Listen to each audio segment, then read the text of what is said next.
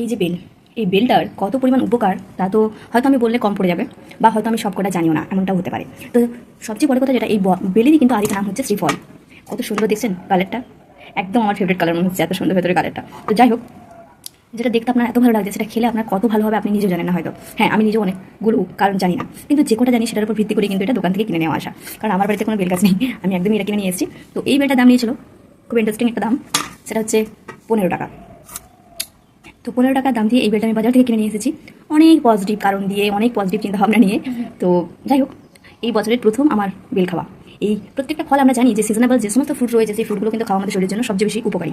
তো এটাও একটা ফ্রুট, একদমই একদমই এটা একটা সুন্দর ফ্রুট। তো যাই হোক, এটা খাওয়ারও ভীষণ উপকার। এটাও কিন্তু বছরের একটা সময়ই পাওয়া যায়, খুব খুব রেয়ার কেস, কিছু গাছে হয়তো মাঝে মধ্যে আরও পাওয়া যেতেও পারে, আমার জানা নেই। কিন্তু আমি বেশিরভাগই এই সময়ই কিন্তু এই বসন্তের শুরুতেই হয় এই বেলের বেশি। এখন দেখবেন গরমের শুরুতে, গরম পড়বে, একটু গরমটা বাড়বে যখন, তখন দেখবি সারা রাস্তায় রাস্তায় বেলের শরবত বিক্রি করছে, বিভিন্নভাবে বেলকে খাওয়া হয়। তো আমি সাধারণত এইভাবে খেতে বেশি পছন্দ করি। এই যে সাজটা দেখছেন, এটা খেতে ভীষণ টেস্টি হয়। তবে একটু আধটু প্রত্যেকটা গাছের উপর ডিপেন্ড করে, কিন্তু মানে প্রত্যেক গাছের আম খেতে তো একই রকম লাগে না, ঠিক একই রকমই প্রত্যেকটা গাছের বেলও খেতে একই রকম স্বাদের হয় না। তো এই বেলটা দেখে মনে হচ্ছে বেশ সুস্বাদু বা মিষ্টি হবে, চলো একটু টেস্ট করে খাওয়া যাক। হ্যাঁ, আরেকটা মজার কথা যেটা বলতেই ভুলে গেছিলাম, সেটা হচ্ছে যে বেলের আরেক নাম হচ্ছে শ্রীফল। আমাদের ধর্ম পুরাণ যদি দেখা হয়, সেখানে দেখা যাবে যে শিব, দেবাদিদেব মহাদেব শিব, যার কিন্তু পুজো হয়ই না, সম্ভবই নয় বিল্লপত্র ছাড়া। তো ওই বিল্লপত্রেরই এই হচ্ছে বেল গাছ থেকে এই বেল ফল, এর নাম হচ্ছে শ্রীফল। আরেক নাম যে শ্রীফল, শ্রী বলতে যা সব কিছু সুন্দর। বেলের প্রত্যেকটি অংশই, বেল গাছের প্রত্যেকটি অংশই হচ্ছে ঔষধি গুণ সম্পন্ন। যেমন অপর আরেকটি গাছ রয়েছে আমাদের সজনে, ঠিক একই রকমভাবে। এমনকি বলা হয় যে জীবনে যদি আপনি একটি বেল গাছ পুঁতে যান এই পৃথিবী বা ধরিত্রীর বুকে, তাহলে কিন্তু আপনি জানবেন যে প্রায় নানান ধরনের 100 গাছ পোতার সমান সমান মনে করা হয়। তাই জন্য আপনি জীবনে কিছু করুন না করুন, পারলে একটা একটা বেল গাছ লাগিয়ে দিয়ে যাবেন এই পৃথিবীর বুকে, আপনি তাতে অনেক অনেক পুণ্য অর্জন করবেন, বলতে পারেন একটা ভালো কাজ করবেন। তো যাই হোক, চলো বেলটা একটু টেস্ট করে আপনাদেরকে শেয়ার করি যে খেতে কেমন।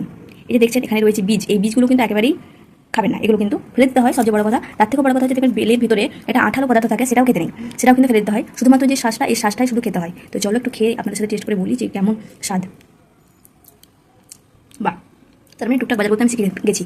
কারণ আমি বেলটা ভাঙার পরই কালার দেখে বলেছিলাম যেটা খেতে খুব মিষ্টি হবে, একদমই তাই, খুবই মিষ্টি। এই যে আপনাদেরকে শেয়ার করছিলাম যে বেলের মধ্যে যে একটা তেল থাকে, তেলটা কি, কোনটাকে তেল বলা হয় না, যদি আমার হাতের মধ্যে চলে আসে তাহলে অবশ্যই দেখাবো। তো এই তো লাকিটি, যাই হোক আপনাদেরকে দেখানোর সুযোগ পেয়েছি। এই যে লম্বা মতো, এটা কিন্তু কোনো বীজ নয়, এটা হচ্ছে বেলের তেল, খুব ছোট্ট করে দেখলে আপনি দেখতে পাবেন, এটা হচ্ছে বেলের তেল। এটাও কিন্তু খেতে নেই, শুধুমাত্র এই যে শাঁসালো অংশটা, এটা আপনি খেতে পারবেন, আর বীজগুলো খুব ভালো ফেলে দেবেন। এই বেল খাওয়া কিন্তু একেবারেই বাচ্চা থেকে বয়স্ক প্রত্যেকের জন্য উপকারী, প্রত্যেকেই বেল খেতে পারেন, সকলের খাওয়া খুব ভালো। সবচেয়ে বড় গুণ যেটা আমাদের পেটের আঁতকে পরিষ্কার করতে এই বেল ভীষণভাবে কাজে লাগে। আপনার পেট পরিষ্কার হওয়া ভীষণ ভীষণ দরকার, কারণ পেটের মধ্যে থেকে আমাদের বিভিন্ন কঠিন জটিল রোগের সৃষ্টি হয়। তাই জন্য আমি বলবো যে আপনি সারা বছরে একটা বেল অন্তত অবশ্যই খান। সকলেই ভালো থাকবেন, দেখা হচ্ছে পরবর্তী ভিডিওতে।